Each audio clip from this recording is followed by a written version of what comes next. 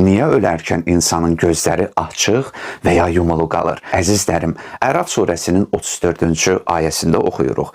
فَإِذَا جَاءَ أَجَلُهُمْ لَا يَسْتَأْخِرُونَ سَاعَةً وَلَا يَسْتَقْدِمُونَ. Yəni onların əcəli gəlib çatdıqda nə bir an ondan geri qala bilərlər və nə də ondan irəli keçə bilərlər. Yəni harada, hansı vəziyyətdə səni tutsa, vəssalam. İmamların birindən soruşdular. Bəzi ölülərin gözlərinin açıq olduğunu görürük. Bəzilərinin isə gözləri yumulu olur.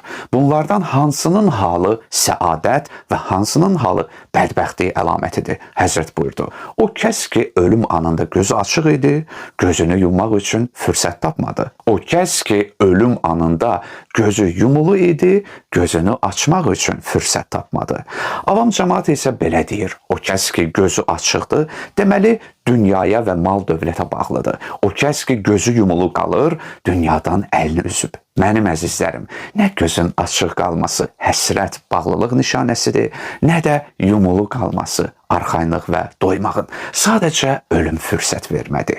Bizə də verməyəcək. Xoş o insanın halına ki, hər vaxt ölümə hazırdır.